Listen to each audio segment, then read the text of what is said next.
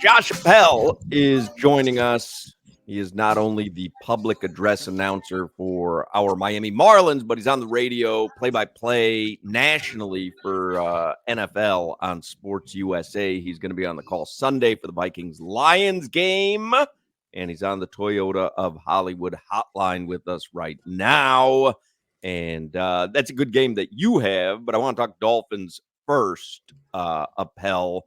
This is a question that we started the show with yesterday and also ended the show with on Tuesday. But I'll ask you, are you expecting the Dolphins to beat the Bills on Sunday night?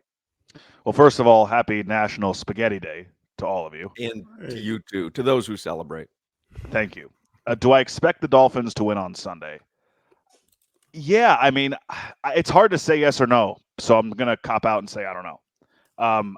I could certainly see them winning. I mean, Buffalo has not necessarily lit the world on fire in the last few games. They certainly look very beatable, but I don't know how you can leave that Baltimore performance thinking that you can be confident in them coming out and winning. I wouldn't be surprised if they did, but I don't know how you can be confident in it. I don't know what that defense will look like now without Bradley Chubb. I think Van Ginkel and Agba and Ingram can do a formidable job, but it's certainly not going to be to the level that Bradley Chubb was playing at. How does the offense continue to operate with all the injuries they're dealing with on that side of the ball as well? It sounds like something that we've talked about on this show previously, especially after that first Buffalo matchup. It sounded like from what Vic Fangio said in this press conference that Jalen Ramsey will be shadowing Stephon Diggs for the majority of the game on Sunday. So hopefully that adjustment works out well. Hopefully they get Jerome Baker back. I just don't know how you can be confident in saying, yes, this team is going to win on Sunday night. But I think I feel a lot better about it because they're at home and because of how Buffalo has looked the last few weeks. I feel a little bit better about it because they're not what Baltimore is right now. They're just not. Baltimore is on a whole different level than everybody else in the league at the moment. And speaking of Baltimore, John, I was going to ask you about that because you get dominated on both sides of the ball. You can't get to 20 points. You give up 56. Do you chalk that up as bad game by the Dolphins playing the best team in the league, which I believe Baltimore is the best team in the league. I think you feel the same way. But not even Lamar's going crazy. Can you get to 35 and keep up, maybe 40 and keep up? They couldn't do anything on both sides of the ball. You know, I think that was the most frustrating thing about that game was that, you go into it thinking I got to account for Lamar's legs in addition to his arm. You're probably a little more concerned about his legs. But he was standing in the pocket and throwing all over the place against this secondary, against this defense. And it wasn't like guys were cut, like guys were running around wide open in the secondary. And Vic Fangio, to his credit, also said today that he called a terrible game in his opinion. I think the results showed that. I think it's a little skewed offensively because the first two drives, they went right down the field. It actually reminded me a lot of the first Buffalo game where it was 14-14, for a quarter and a half? Really was a one-score game till the end of the first half when they tried to rush before the 2-minute warning and threw the interception, and that really changed the whole game. But, I mean, that Tyreek drop in the end zone, that is brutal. Claypool had a drop on a touchdown in the end zone. In these four, excluding you can include the Cowboy game in it. Those games against the good defenses they played, they've been right around 20, 21, 22 points in each of them. And in all those games, they've had missed opportunities to score more than that. I'm not as concerned about the offense as I am concerned about the defense right now, just because of the PTSD of what Buffalo has done and Josh Allen has done to this defense over the last 3 seasons and what they looked like at the beginning of the year and what the Dolphins looked like last week. Now, half the guys that they need are hurt. I think that when the offense has to come from behind like they did in that Baltimore game, that's like not how they're wanting to play. I don't think anybody wants to play from behind, but I think that drastically changes kind of what they want to do because it's such a big play offense. It almost feels like they try and get all of the points back in one play every time. And obviously that didn't go well on Sunday. I'm not all that concerned. I don't think Tua played poorly. The 2 interceptions are bad, but he's playing hurt as well like everybody else is. I think that 20 points on the road at Baltimore should be enough to at least keep you in the game in the second half, but it didn't matter because the defense couldn't get a stop. So you mentioned Vic Fangio, and he was hard on himself today at his media availability, like you said. You were a huge proponent of Fangs. Fangs was your guy. You couldn't wait for him to get down here. Give him a letter grade. There's one game left in the regular season. Give him a letter grade as the most sought-after defensive coordinator in the league. He ends up here. I'm going to go B-. They started off the season poorly, but you could chalk that up to all of the guys learning a new system. And there was a great clip from Hard Knocks about your guy's good friend and mine, Javon Holland, talking about how it really took them a while to kind of get the hang of what they wanted to do on defense. And then once they did, it was like second nature. It's very complicated, but once you get the hang of it, it's second nature. The injuries, of course, have hurt. They were one of the best defenses in the league since Jalen Ramsey came back. They've been one of the best defenses at getting pressure on the quarterback. But last week was not a good showing from them by any stretch. So they've had a few too many of those, and that one was ill-timed. The end of the Tennessee game was bad. So I'm going to go B- for Fangs this year. And speaking of the injuries, I made TMZ for talking about leaving Bradley Chubb and Tua in. You're down by 30. We know Tua has the injury history. We know Bradley Chubb has the injury history as well. How did you feel about that? What's your take on being down by 30 and leaving very integral pieces of your team in the game when it's trash time, to be honest? I understand the point of view being upset that they were left in the game at that point. I don't necessarily disagree with that either, but I'm also not going to blame Mike McDaniel for a guy getting a non-contact injury. It's not like somebody rolled up on him and it was non-contact. So it's hard for me to really get all up in arms about that because it also feels like a little bit of result playing as well. But it's a valid criticism, and I'm sure and I know it's something that Mike McDaniel has probably thought about a lot since the game ended because, simply put, if he pulls Bradley Chubb, the non-contact injury doesn't happen there. But at the same time, they're really short-handed on defense. You just figure it out with 3 minutes to go. You put whoever out there. It didn't really matter whether Chubb's play or whoever's playing that position, whether they're in position or not. But I think that's a little bit result playing, but I also understand it because it is valid. Appel, we've had a lot of conversations about Tua this season, and you've been a big proponent of the media, the national media, being unfair, the way that they criticize Tua, the way that they cover Tua, and I usually agree with you, but I will say, what are the expectations for him the last two games, final regular season game and at least one playoff game? I mean, there has to be some sort of weight on Tua, right, to somehow figure this out for the Dolphins. And if not, what will the backlash be? Because, I mean, bottom line, Tua Tagovailoa was the starting quarterback. They had a 2-game division lead, and they got blown out in the most important game of the Dolphins' regular season in the last 20 years of the franchise. At some point, while injuries play a part, while coaching hasn't been the best, the guys on the offense are banged up. At some point, it does have to fall on the quarterback's shoulders as well. I mean, he would have had to have a better passer rating than perfect and put up 60 points to win on Sunday in Baltimore.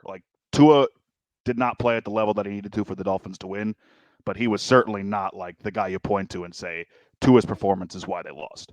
And I think part of my issue is when things are going well for the Dolphins and when it's going well for them on offense, then we talk about the context of who his weapons are, who his play caller is, the system in general.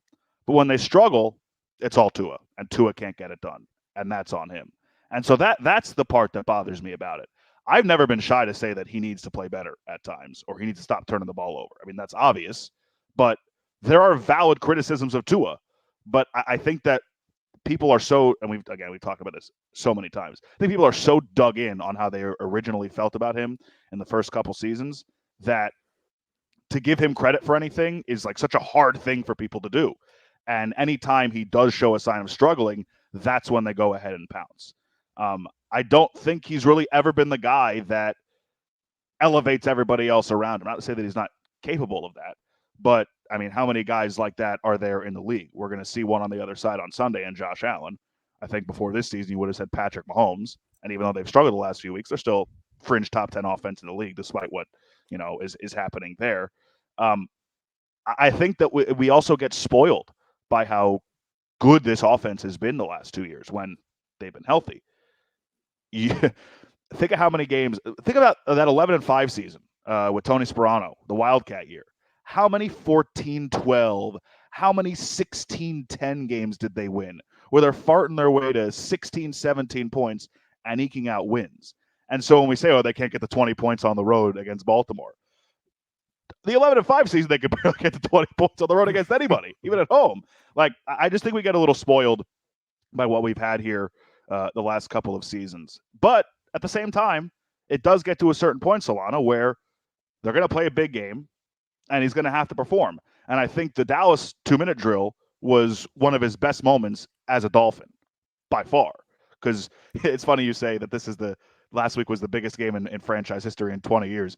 You could have said that about the Dallas game, about the Baltimore game, and I would agree that this Buffalo game is also one of, if not the biggest game they've had in 20 years as a franchise. Yeah, but I still struggle to find one singular moment where it's Tua's best moment of his career, right? Like that signature win or that signature play. I mean, the Dallas one is up there. There's no doubt about it.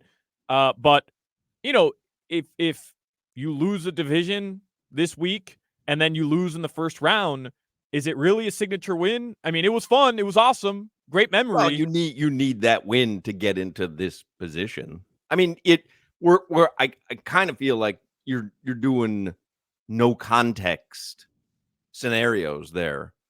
That drop by Tyreek Hill and by Claypool, it's potentially a different ball game. I'm kind of with Appel. He didn't have an awful game. He didn't have an awful game. I'm not saying that the loss was on Tua, though. I'm just asking if at some point here, because I agree with Appel, I think the context does get taken out, and how he said it perfectly, which is, hey, when the Dolphins win and Tua's playing well, everybody wants to point to the receivers. But at some point, I mean, if he wants to be in that category of elite, if Tom Brady didn't win the Super Bowl, a lot of it was going to be placed on Tom Brady. The same thing goes for Aaron Rodgers. The same thing goes for Josh Allen this season. He's going to take the brunt of the criticism because that's what those guys are. Winning is a quarterback stat, whether you like it or not. Here's the real question, because I was looking at, because on Sunday Night Football, they do a rundown of everything. And one of the little subtopics they have for Sunday night's broadcast, payday upcoming. This past offseason, Tua saw fellow 2020 draft class members Joe Burrow, 5 years, $275 million. Justin Herbert, 5 years, $262.5 million. And Jalen Hurts, 5 years, $255 million, sign big extensions. Tua and the Dolphins couldn't come to an agreement before the end of training camp and then table discussions. Tua is currently in the 4th year of his rookie contract. Miami picked up the 5th-year option this past spring, so he's under contract next season, but he could be in for a big payday this offseason. If it's my vote, I give it to him. This is the most fun I've had with a Dolphins quarterback in the longest. I love him. The head coach loves him. His teammates seem to love him. That dude, in my opinion, has earned a massive extension. That's the nature of the game, though, now. Like, okay, so you don't give Tua the extension. He's leading the league in passing. He's top 5 in a lot of categories for the position. Where are you getting someone that's also providing you that production? Okay, you want to reset and draft a guy and hope that maybe he works out to give you this level of play that Tua has given you the last 2 years? Great. But why not just keep the guy that's already gotten you to that point? And I think that I don't think he's going to get Burrow or Herbert money. I think he's going to be closer to what that Jalen Hurts contract looked like. And they're going to have a lot of decisions to make because they're over the cap for next year. Salary cap's funny money. They're going to convert money into signing bonuses and be able to circumvent it that way. But he's going to get his deal. And, I think they'd be nuts not to give him the extension. I really do. And it's crazy because we're talking about after that Ravens loss, and I know it was an ass kicking. So that's what a lot of people said. Even Javon Holland was like, "We got our butts whooped. Like you can't run from it." You look at the score, but it seems like it put a black cloud over this season. Is this season, if Buffalo beats us and we lose to the first round of the playoffs, if Buffalo wins right, Hawk, we're going to Kansas City. So we lose to Buffalo and Kansas City. Is this a failure of a season? Because like Hawk said, I think it's some of the most exciting football we've seen in South Florida in 20 years. I think both things can be true.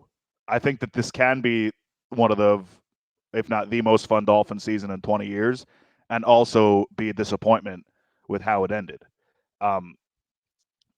Again, nobody wants to hear about the injuries. Nobody wants to hear about that context because at the end of the day, it's week 18, and the majority of the teams in the NFL are dealing with major injuries. I mean, Cleveland's on their 5th starting quarterback this weekend, not because of injury, but Flacco's number 4 and Jeff Driscoll. They want to make sure Flacco doesn't get hurt. So Jeff Driscoll is starting on Sunday, and they've got a whole litany of injuries around the rest of their roster. I mean, Buffalo's lost a few guys that are really important to their defense, and they've played well despite that. I think, Crowder, both things are true there. I think that this has been a great season and one that really gets you excited for next year. But also, if they go out in the first round, even if they win this weekend, if they go out in the first round with a playoff game at home, like that's a disappointment. This team had bigger expectations than that. This team was built to win this year or next year. With the superstars they brought in, with the contracts they have in the books, they were built for this 2-3 year window, probably 2 years. And if you fall short of that, that's disappointing. We talked in the preseason. I remember my first show that I did with Solana. We did what are the expectations for the Dolphins? What should we expect? And I said, you got to win at least one playoff game. If you win one playoff game and you move on to the divisional round, I'll take that as a success. It's hard to have higher expectations for a franchise that hasn't won a playoff game in 25 years. So if they win one, I think everything else after that is gravy. But even if they win or lose this week, they lose in the first round. Not saying anybody's seat's going to get hot or anything, but like the patience is going to wear thin into next year. Josh Appel, you'll hear him nationally Sunday. He's on the call for Vikings and Lions. We will see you Monday at Twin Peaks in Davie. Yes, tweaks. Excited, little tweaks action on a Monday, and I missed it this week. Enjoy. We weren't there. Enjoy National Spaghetti Day. It. Thank you. By the way, I prefer a penne, a bow tie, a rigatoni over spaghetti. Just gonna say it. You're just saying the type of noodle that you prefer at any given time. Yeah. If I can choose to have literally any other type of noodle other than like the long spaghetti, I'll do it. I like the little elbows. What grown man wants to say? But that's not the discussion. And is this appropriate on Spaghetti Day?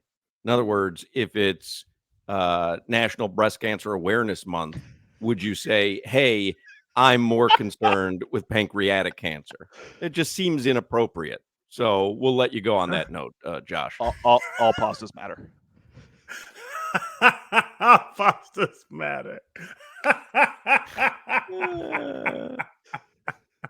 All right, you know how much I love Gulfstream Park for a little horse racing and casino gambling and great. I was specifically avoiding that joke. I went with something that was less troublesome, even though that was the obvious joke to take. But I didn't want to end my career. That was a good joke.